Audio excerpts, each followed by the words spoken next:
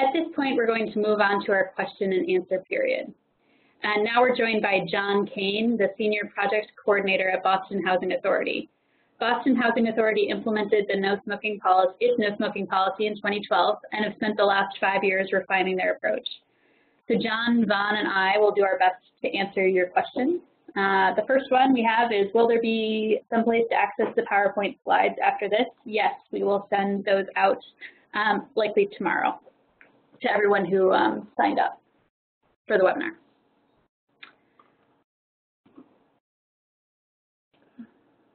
Fantastic. So while we're waiting for some questions to come in, I think perhaps we can make use of the extensive expertise and experience of John Kane from Boston Housing Authority.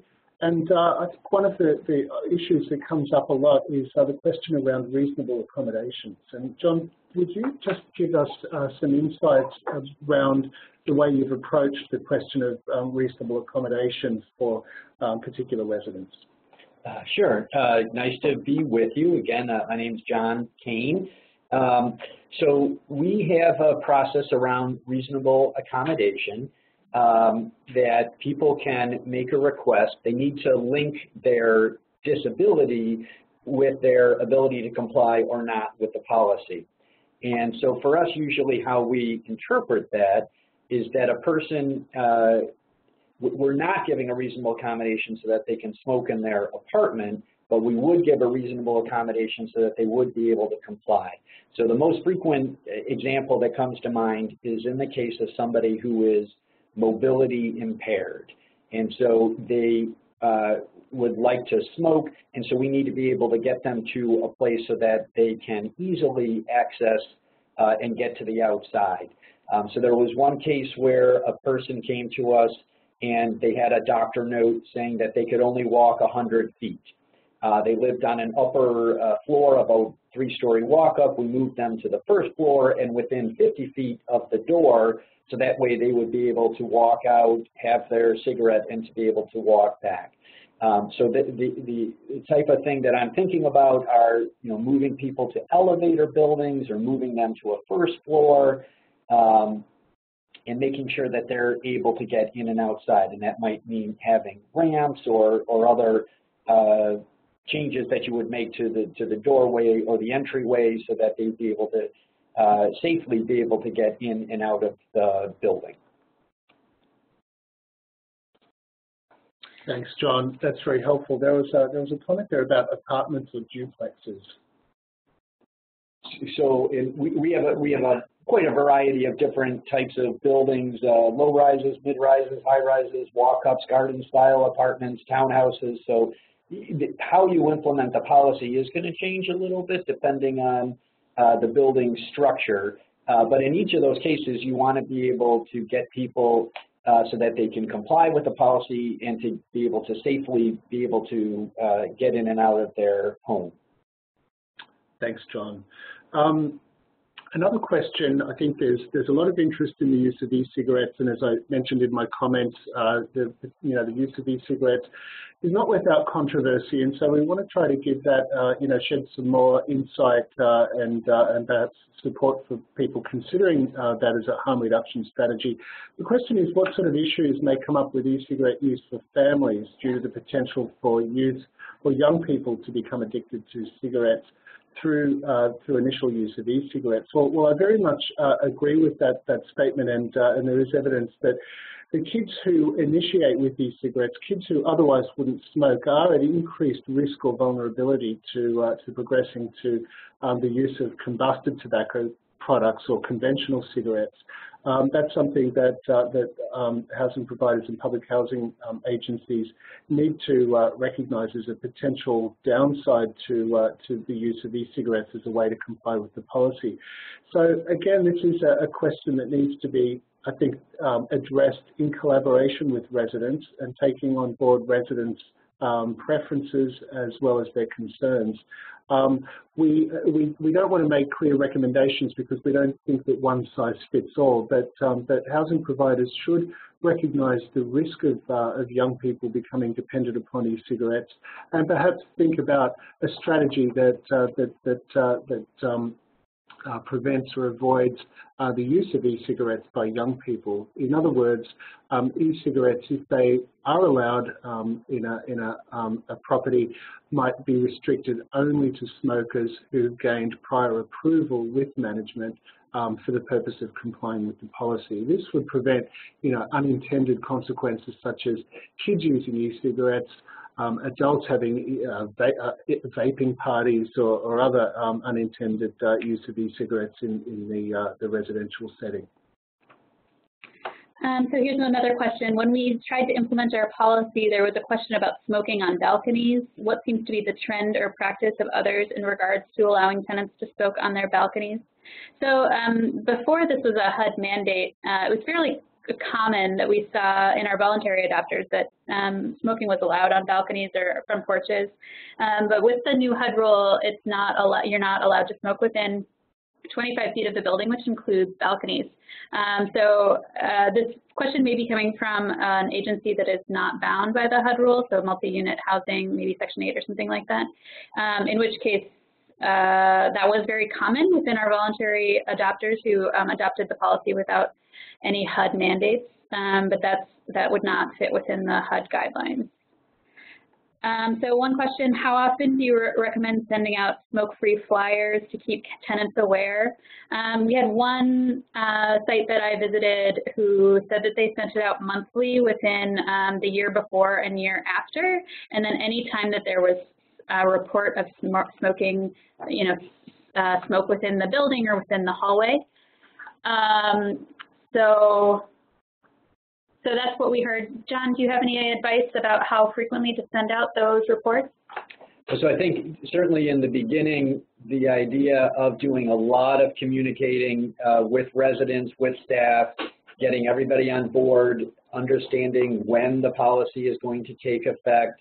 So you want to be doing a lot of communicating in as many different ways as you can, whether it's in-person meetings or community meetings on your website. Putting things out. After the policy has been in effect, we don't do it on any sort of regular basis, but the time where I think it comes into play is, let's say there's been a report, in the hallway between the 3rd floor and the 4th floor. Well, so we now know that that's a hot spot, so we would want to make sure that we're posting things in that space and maybe putting the copies of the policy, on the 3rd floor and the 4th floor so that people are aware of the policy. So you always want to have some communication materials that you can post as needed. So we had a question clarifying some language we were using, the difference between multi-unit housing and public housing authority with respect to public housing. So public housing authority is the way to deal with public housing that's non-Section 8. Multi-unit housing is just a way to talk about any housing that shares walls. So it could include duplexes, it could include apartments. We're primarily focused on low-income multi-unit housing, so it's not necessarily public housing, but it can be Section 8 funded, or it can also just be low-income housing focused on individuals who are of low income. Just to add to that, in this context, so the public housing authorities that we're referring to are subject to the HUD non-smoking rule, and the multi-unit housing that we're referring to is not necessarily subject to that HUD non-smoking rule. So they can voluntarily adopt it, and so they may do some things differently in a multi-unit setting. So here's a question, what additional assistance can community health centers provide to public housing authorities? The reporter said education, outreach, counseling, medical assisted treatment, others. If other, please explain.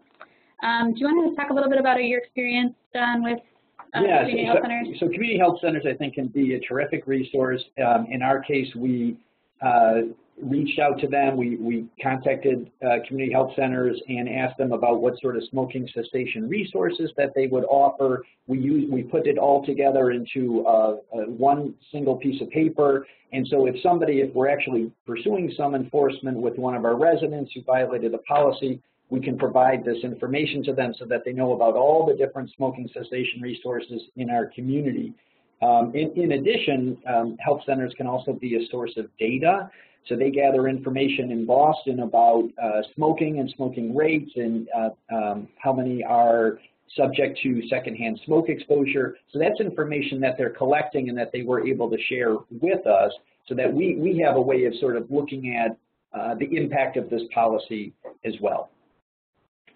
Thanks. I might just jump in quickly and just take up the e-cigarette point just very quickly. One of our listeners mentioned the National Academies of Science report that e-cigarettes have some use in cessation among adults but not in youth, and that's quite correct. I think, you know, for our purposes, we'd recommend that that adults use evidence-based cessation options such as FDA-approved medications. We are suggesting considering the use of e-cigarettes only for residents who are unwilling or unable to quit and need help complying with the policy. So that's somewhat different from using them or advocating them as a cessation strategy or device. And certainly it's important to keep them out of the hands of young people. And I might just move on to talking about cessation to a couple of questions, both hitting on the same theme, and that is, what are some strategies that can be used to help residents to become a liaison, to help to enforce the policy, or help to support other residents in quitting? And we've done some research, members of our team have done research using residents as peer health navigators who showed success in improving cessation outcomes among residents in Boston Public Housing Authority when those residents helped fellow residents to get connected with smoking cessation services and opportunities. Connecting them with a local physician, for example, through a community health centre, helping them to become more aware of available resources, for example, the telephone quit line, web-based services such as NCI's smokefree.gov, and providing some counselling themselves. Residents can also help to champion the policy. Residents who understand the benefits of the policy, who can communicate information about the need to reduce secondhand smoke, protecting kids' health. Residents who are generally respected and looked up to among fellow residents could become champions of helping to implement and maintain the policy and bringing people on board with the idea and helping to support long-term change. So we really, you know, as we mentioned earlier, we really think that residents are one of your best assets, and they can be used at least in those ways and perhaps in many other ways as well. So we had a great question here. How does the smoke-free policy work in public housing as it relates to standalone homes, scattered sites? This has been a considerable challenge for a lot of the sites that we spoke to. It's hard to go around and try to enforce it. So it is helpful to work with those residents to identify a place where smoking is allowed on the property or nearby to the property. But other than that, you know, it's kind of a similar. You have to enforce the policy like you would if, you know, the music was too loud or if they were not following other components of the policy. You know, if you observe them not complying with the policy, follow up and, you know, continue to reinforce verbally that this is the policy. Any other advice you'd give, John? No, I agree with you. I mean, it's definitely a challenge, you know, to apply the policy in standalone settings. You know, however, you know, we're in a large urban environment, and ours are essentially attached housing. So it's.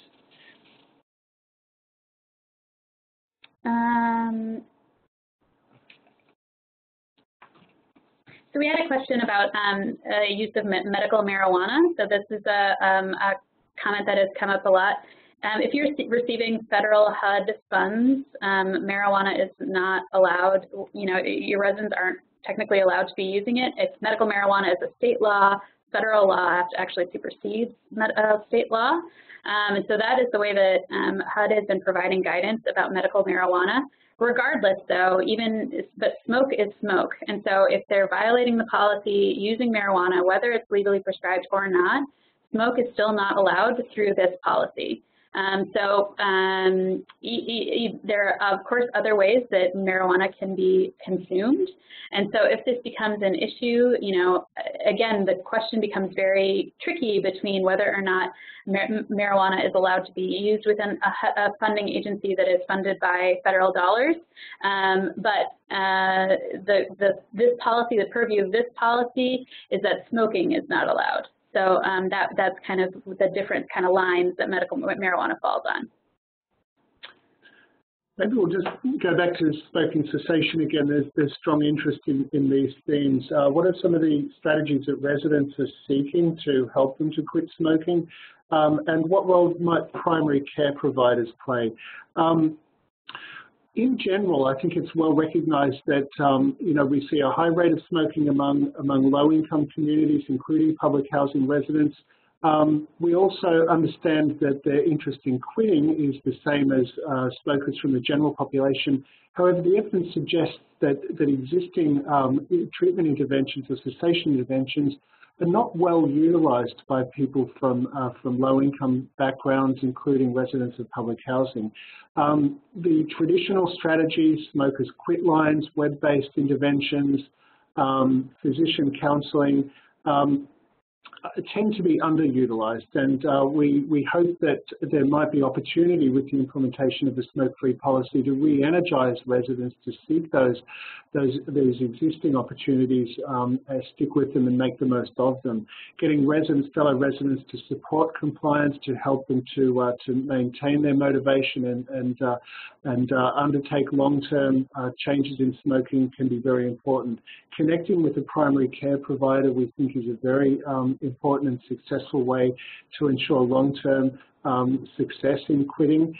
Again, residents may have the opportunity to access primary care through a community health center to get low-cost or free nicotine replacement therapy to help them with a sustained cessation attempt. So we really recommend that you work with your residents to identify a solution that works specifically for each individual to help them to both to comply with the policy and to achieve long-term success in quitting.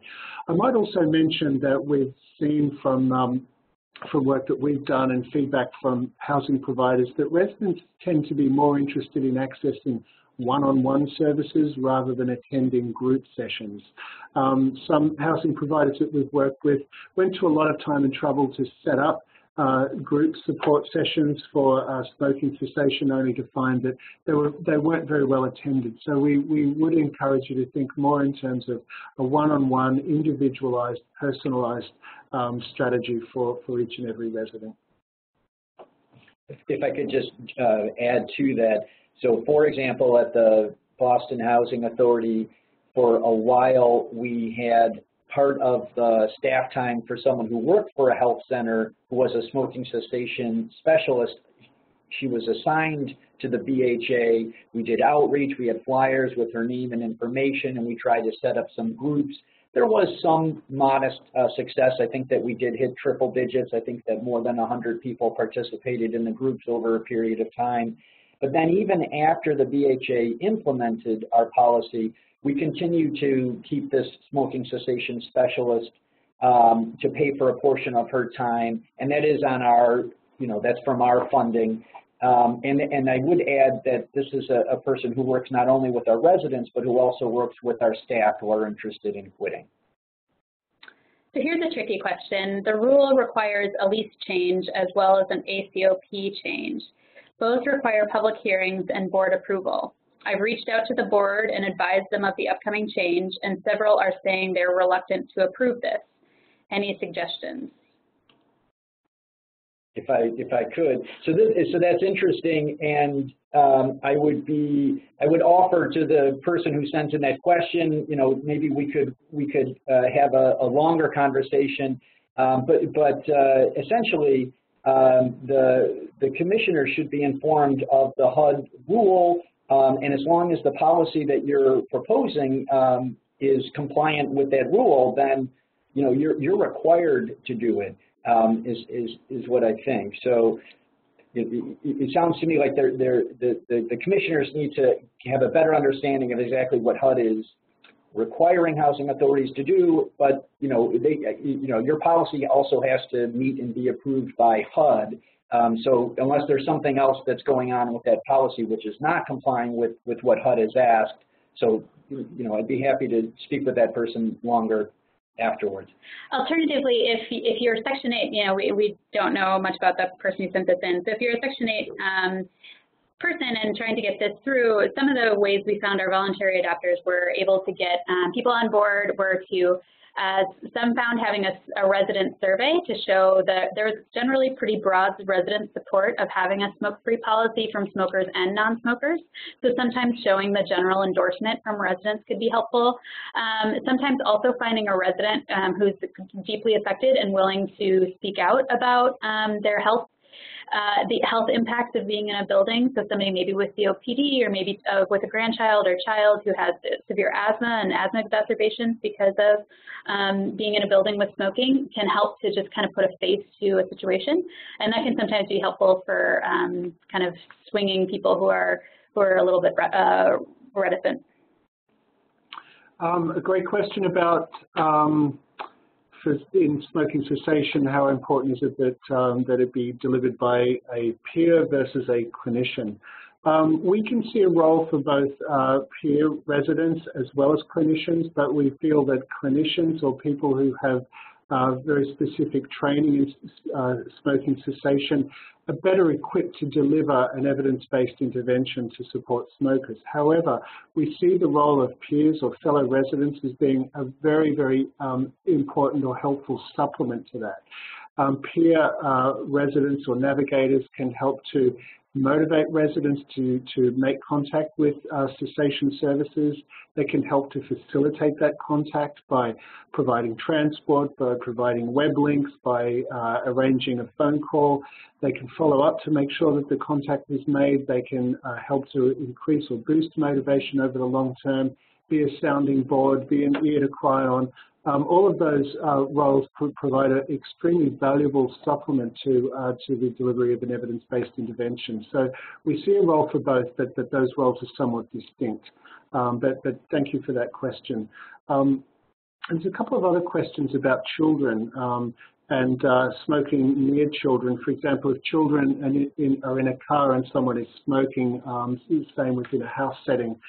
We have done quite a bit of work around children's exposure to secondhand smoke, and it's precisely in an indoor environment, and perhaps even more so in a car, that children can be exposed to very high levels of secondhand smoke, and it's precisely those situations that this rule is designed to prevent. So we strongly recommend that that smoking doesn't occur any time that children are around.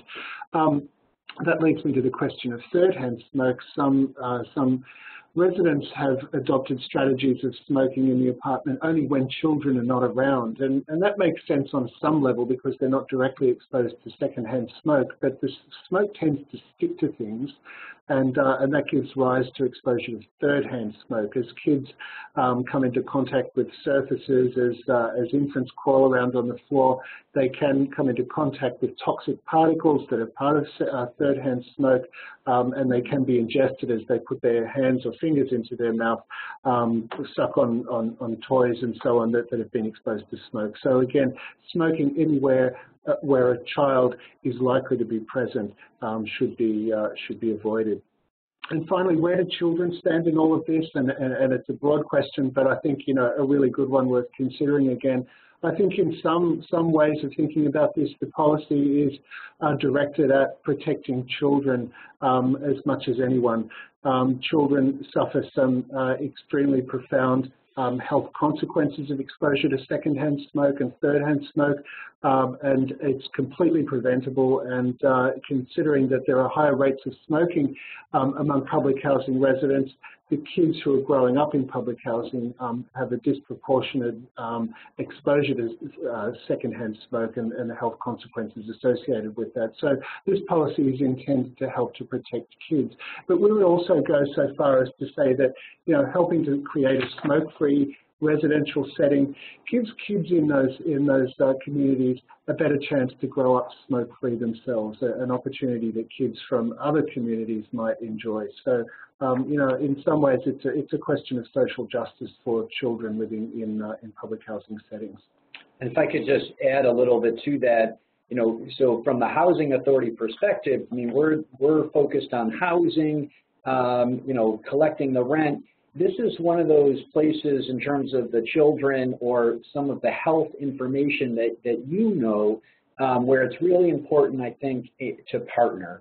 And your local health centers, they have a lot of information. There are a lot of resources, and they can speak to what some of those health impacts of. And you know, most, you know, the smokers that, you know, since the 60s, they've known, the Surgeon General said that there's all these effects of health on the smoker, but it may not be as well known, these effects of secondhand smoke or even third-hand smoke. So having some partners that can come in and present some of that information can be very helpful for the housing authority staff, and it is a way to strengthen the communication between your housing authority, the residents, and with what the health center is able to offer. A couple of questions I'm going to try to link together. One was a question about churches and the opportunity to get resources through faith-based organizations.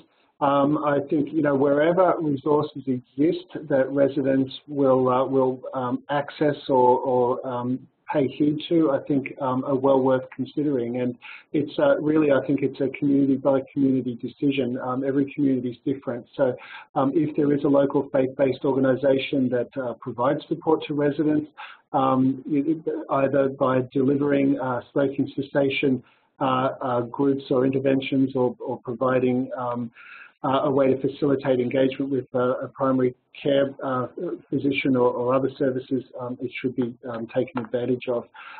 Tribal reservations, we didn't work directly with them, but again, I think the unique cultural identity of communities should be considered as the policy is both developed and strategies are considered to help residents to comply. So working within the unique cultural and historical settings of tribal reservations, that, you know, there may be resources that can be identified or strategies that can help residents to better understand and comply with the policy that could be unique to those specific settings.